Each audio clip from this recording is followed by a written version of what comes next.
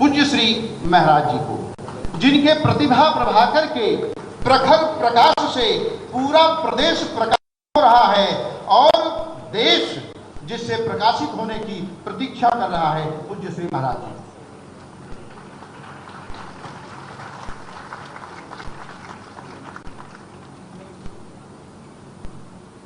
सनातन हिंदू धर्म के प्रकाशन का, साहित्य प्रकाशन का एक आदर्श और प्रमुख केंद्र गीता प्रेस के शताब्दी समारोह का शुभारंभ करने के लिए महायोगी बाबा गोरक्षनाथ की इस पावन धरा पर उपस्थित देश के महामहिम राष्ट्रपति श्री रामनाथ कोविंद जी, देश की प्रथम सम्माननीय श्रीमती सविता कोविंद जी, प्रदेश की माननीय राज्यपाल श्रीमती आनंदीबेन पटेल जी,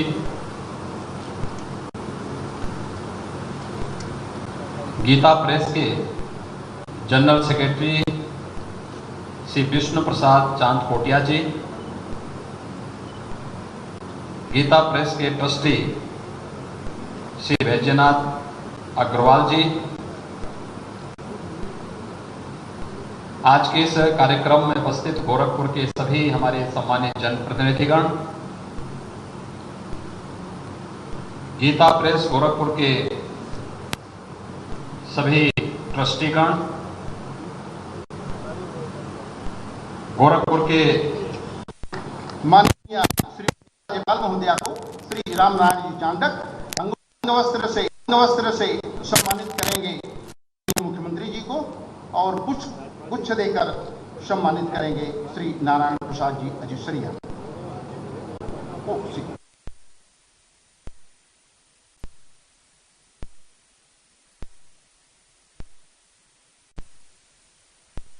चाहे वो पदाधिकारी हो, कर्मचारी हो, सबको मैं बधाई देता हूँ। यहाँ पर आने से पूर्व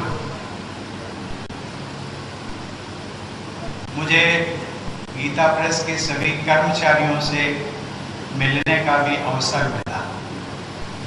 मैंने उनकी निष्ठा, ईमानदारी और सद्भावना इस प्रेस के लिए जो मैंने देखी वो अद्वितीय थी। उनकी निष्ठा, उनका अनुशासन, उसकी जितनी भी प्रशंसा की जाए वो कम है। इसके पश्चात मुझे लीला चित्र मंदिर के भ्रमण का भी सुअवसर प्राप्त हुआ और मैं मुख्यमंत्री जी को कह रहा था कि ये कल्पना जिन चित्रों को सार्थक रूप दिया है वो किसी इंसान की नहीं हो सकती है। ये कल्पना तो किसी दैव योग से ही, जिन चित्रकारों ने भी बनाया है उसे अद्भुत। और एक गीता की पांडुलिपि का भी मुझे देखने का सौभाग्य मिला, उसको दूरबीन से दिखाया गया। मैं हैरान था, एक छोटी सी, एक लगभग 6 इंच के डायामीटर में वो पूरी गीता का समायोजन किया गया है। ऐसा कौन सा इंसान तो नहीं हो सकता है। यदि यह इंसान होगा तो इंसान के रूप में उस पर भगवान की कृपा जरूर रहेगी। अभी मेरे मन में विचार आया था कि ये जो बड़े बड़े काम होते हैं इस संसार में, उसके पीछे दैवी शक्तियां होती हैं। और जब हनुमान जी का नाम आता है तो वो चाहे रामचरितमानस का हो, चाहे वो कुरुक्षेत्र में महाभारत का युद्ध हो, दोनों युद्धों में, दोनों क्षेत्रों में हनुमान जी की अपना योगदान रहा है। उनके योगदान के बिना ये दोनों कार्य पूरे नहीं हो सकते थे। और मैं उसी परिप्रेक्ष्य में कहना चाहूँगा कि गीता प्रेस को भी आगे ले जाने में हनुमान जी की ही कृपा है, अर्थात हनुमान चार पोद्दार।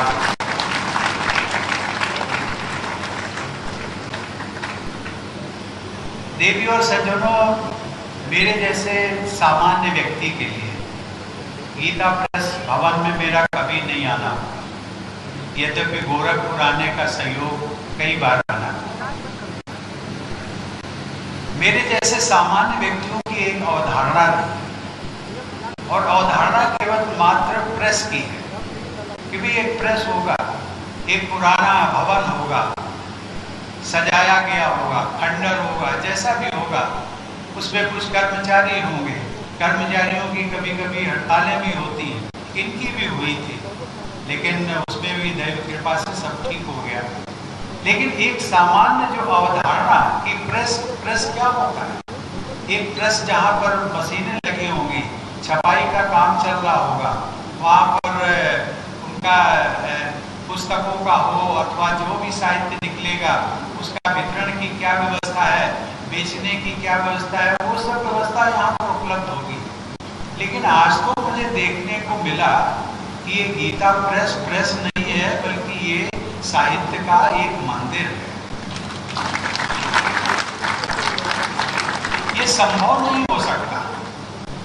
प्रेस को मुझे मशीनें देखने को नहीं मिली, लेकिन जो मशीनों को चलाते हैं या जो मशीनों को चलवाते हैं ट्रस्टी लोग, उनसे जरूर मेरी भेंट हुई। लेकिन मैंने एक अद्भुत चीज देखी, और अद्भुत वो कि ये सही मायने में नाम इसका गीता प्रेस है, लेकिन सनातन धर्म को यदि इसको बचाए रखने में, यदि हमारे मंदिरों और तीर्थ स्थलों का जितना योगदान है, उतना ही योगदान गीता प्रेस के द्वारा प्रोडक्ट किया गया साहित्य का है।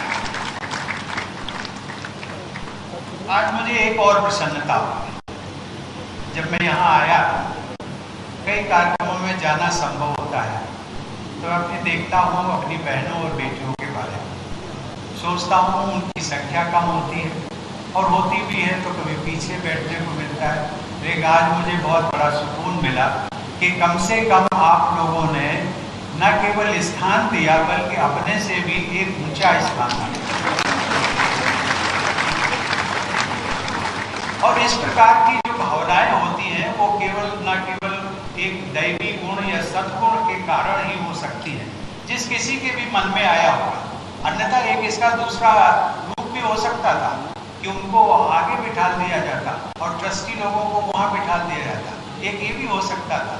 लेकिन मैं इन ट्रस्टीज का भी मैं बहुत बहुत अभिनंदन करता हूं कि जिनकी इस प्रकार की सोच रही कि उन्होंने सोचा कि शायद ये मातृशक्ति की जो ऊर्जा है वो हमसे भी बढ़कर है, उनको उच्च स्थान की वो हकदार है। देवी और सज्जनों,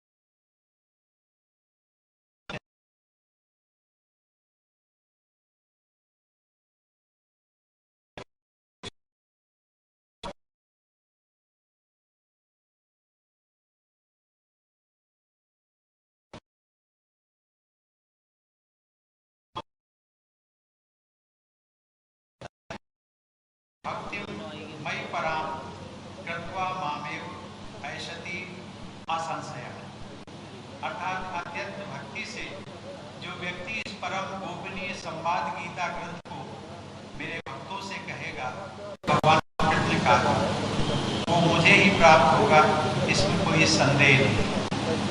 इसी श्लोक में आगे की पंक्तियों में ये भी स्पष्ट लिखा गया है कि ऐसे व्यक्ति से न तो उससे बढ़कर मेरा अतिशय प्रिय कार्य करने वाला मनुष्यों में कोई है और न ही उससे बढ़कर मेरा प्रिय इस पृथ्वी पर दूसरा कोई होगा। संभवतः इसी श्लोक की प्रेरणा स्वरूप सेठ जी ने कोलकाता में अपने कार्य के साथ ही सत्संग करना प्रारंभ किया। इन सत्संग सभाओं में गीता पाठ किया जाता था। उनकी यह सत्संग सभा क्रमशः लोकप्रिय होती गई और सत्संगों में सम्मिलित व्यक्तियों की संख्या बढ़ने लगी। सभी साधकों को स्वाध्याय हेतु गीता ग्रंथ की आवश्यकता थी, परंतु गीता की पुस्तक जो शुद्ध रूप और सही अर्थ से युक्त हो और सस्ती भी हो, उस समय सुलभता से उपलब्ध नहीं थी। ये प्रायः देखा गया है कि आवश्यकता ही आविष्कार की जननी होती, और यह पुनः सिद्ध हुआ जब भगवद गीता को शुद्ध रूप में प्राप्त करने की इच्छा और सामान्य जनता को उपलब्ध कराने की भावना ही गीता प्रेस की स्थापना का कारण बनी। तदोपरांत श्री घनश्याम दास जी जालान तथा श्री महावीर प्रसाद जी पोद्दार ने गोरखपुर में इस प्रेस को स्थापित करने का प्रस्ताव रखा, जिसे सेठ जी ने स्वीकृति दी। 1923 में गीता प्रेस की स्थापना हुई, जिसने धार्मिक और आध्यात्मिक पुस्तक के प्रेक्षण के कार्य में एक नया इतिहास रचा। जिस जगह की नींव का उद्देश्य भगवत प्रेम और कथा का प्रचार प्रसार हो, उसका नाम गीता प्रेस रखना स्वाभाविक है। इस प्रेस का मुख्य उद्देश्य है ईश्वर प्रेम, सत्य, सदाचार और सद्भावों के प्रचार हेतु मानव सेवा, सदग्रंथों इत्यादि का प्रकाशन करना। यह प्रेस भगवद गीता के अतिरिक्त रामायण, पुराण, उपनिषद, भक्त चरित्र इत्यादि पुस्तकें प्रकाशित करता है। यह हम सब के लिए अत्यंत गर्व की बात है कि कोलकाता से शुरू की गई एक छोटी सी पहल अब संपूर्ण भारत में अपने कार्य के लिए सुप्रसिद्ध हो गई। मुझे बताया गया है कि अपनी स्थापना से लेकर मार्च 2022 तक की अवधि में गीता प्रेस से भगवत गीता के विभिन्न संस्करणों की 1621 लाख प्रतिलिपियां प्रकाशित हो चुकी हैं। इसके अतिरिक्त यदि हम रामचरितमानस, उपनिषद आदि पुस्तकों को सम्मिलित करें तो गीता प्रेस अब तक 70 करोड़ से भी अधिक पुस्तकें प्रकाशित करके एक कीर्तिमान स्थापित कर चुका है। गीता प्रेस को हिंदू धार्मिक पुस्तकों का विश्व का सबसे बड़ा प्रकाशक होने का गौरव भी प्राप्त है। आर्थिक संकटों के दौर से उबरते हुए गीता प्रेस ने अद्वितीय प्रतिष्ठा उपलब्धि की है, जिसके लिए वो प्रशंसा के पात्र है। कठिन दौर में भी जनमानस को सस्ते दाम पर धार्मिक पुस्तकें उपलब्ध कराने के लिए मैं गीता प्रेस को साधुवाद देता हूँ। इसके अतिरिक्त गीता प्रेस पत्रिका कल्याण के लिए विशेष रूप से प्रसिद्ध है। कल्याण का प्रकाशन 1926 से लगातार हो रहा है। इस पत्रिका के आद्य संपादक श्री हनुमान प्रसाद जी पोद्दार आध्यात्मिक दृष्टि से कल्याण के विशेषांकों का संग्रहणी साहित्य के रूप में प्रतिष्ठित स्थान है। कल्याण पत्रिका संभवतः गीता प्रेस के सबसे प्रसिद्ध प्रकाशनों में से एक है। ये भारत में अब तक सबसे व्यापक रूप से पढ़ी जाने वाली धार्मिक पत्रिका भी है। यहाँ पर मैं जरूर उल्लेख करना चाहूँगा, मुख्यमंत्री जी ने भी किया, ये बात सच है कि मैं कल्याण का एक साधारण पाठक हूँ। मुझे प्रतिमाह मिलती है और उसके लिए मैं गीता प्रेस के सभी पदाधिकारियों को धन्यवाद भी देता हूँ। लेकिन आज जब मैं लीला चित्र मंदिर का भ्रमण किया और पूरे प्रांगण को देखा तो मुझे एक अनुभव हुआ कि आज की यात्रा मेरी अधूरी है। अभी मुझे एक बार और आना है। कब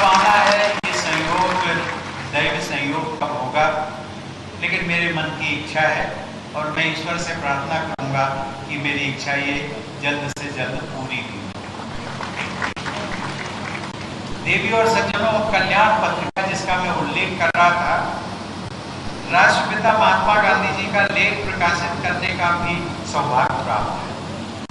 अपने प्रथम अंक में प्रकाशित इस लेख में गांधी जी ने लिखा था कि मनुष्य का धर्म है ईश्वर के निकट ले जाने वाली सर्व शक्तियों का विकास करना और तमाम प्रतिकूल शक्तियों का त्याग कर देना, यही उसका दोहरा धर्म है। गीता प्रेस अपनी पुस्तकों और पत्रिकाओं के माध्यम से इसी लक्ष्य को जन सामान्य तक पहुंचाने हेतु निरंतर प्रयासरत है। उनके प्रयास के लिए मेरी हार्दिक शुभकामनाएं उनके साथ है। देवी और सज्जनों, मैं एक बात का और भी उल्लेख, करीब 760 प्रकाशन संस्कृत एवं हिंदी के, परंतु शेष प्रकाशन अन्य भाषाओं में भी, जिनमें गुजराती, मराठी, तेलुगु, बांग्ला, उड़िया, तमिल, कन्नड़, असमिया, मलयालम, नेपाली, उर्दू, पंजाबी एवं अंग्रेजी भी शामिल है। इस बात से एक और पहलू उजागर होता है और वो है हमारी भारतीय संस्कृति का अनेकता में एकता का सिद्धांत।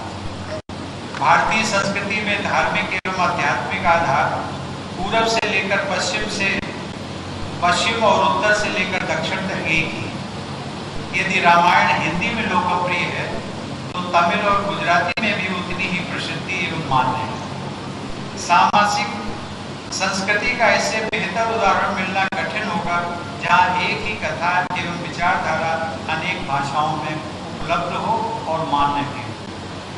इसी प्रकार गीता प्रेस परिसर का मुख्य द्वार हमारे देश की विभिन्नता और एकता को दर्शाता है। ये द्वार भारत की विभिन्न कलाओं एवं शैलियों का समागम है। कला के अतिरिक्त इस द्वार में भारतीय संस्कृति एवं धर्म की गौरवमयी गाथा भी निहित है। इस द्वार का उद्घाटन सन 1955 में, जैसा बताया गया, भारत के प्रथम राष्ट्रपति और मेरे पूर्ववर्ती डॉक्टर राजेंद्र प्रसाद जी ने किया था। हमारी संस्कृति का प्रतीक ये द्वार आज एक दर्शनीय स्थल भी बन गया है।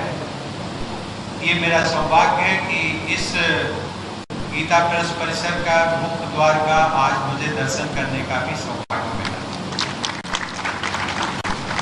एक बात का मैं और उल्लेख करना चाहूँगा, वो ये है कि गीता प्रेस ने अपनी शाखाएं अब भारत की सीमाओं से बाहर भी स्थापित करने की योजना बनाई है। हमारे पड़ोसी देश नेपाल में गीता प्रेस ने अपनी शाखा आरंभ करके अपनी पहुंच को एक नई दिशा दी। मुझे बताया गया है कि विश्व के अनेक देशों में गीता प्रेस की पुस्तकें एवं प्रकाशन अत्यंत लोकप्रिय है। मैं आशा करता हूँ कि गीता प्रेस की शाखाएं विश्व के अनेक प्रमुख देशों में भी स्थापित होंगी और पूरा विश्व भारत की संस्कृति और दर्शन से लाभान्वित होगा। मैं एक अपना अनुभव भी आप सबसे साझा करना चाहूँगा कि मैं जब विदेश यात्रा पर राजकीय यात्रा होती है तो वहाँ पर मैं इंडियन डायस्पोरा के साथ इंटरेक्शन करता हूँ, उनसे मिलता हूँ और उनसे बातचीत के माध्यम से ये सारी जानकारियाँ कि उनमें कितनी लालसा है, कितनी उत्सुकता है भारतीय संस्कृति को बनाए रखने की, उसको मेंटेन करने की, हमारे संस्कारों की, हमारे विचारों की, हमारी परंपराओं को, और उन सब का एक गीता प्रेस का साहित्य जो है वो एक बहुत बड़ा स्रोत बन सकता है। इसलिए मेरी आपसे विनम्र प्रार्थना होगी कि जितनी जल्दी से जल्दी हो सके, और मैं चाहूँगा कि मेरा सेक्रेटरीट भी आपको इसमें मदद करेगा कि भारत सरकार का जो विदेश मंत्रालय है उनके जितने भी हमारे मिशंस हैं, एम्बेसीज है, हाई कमिश्नर्स ऑफिस है, उनमें भी आपके साथ में एक इंटरेक्शन करवा करके आपके साहित्य को अधिक से अधिक हमारा इंडियन डायस्पोरा के साथ। अंत में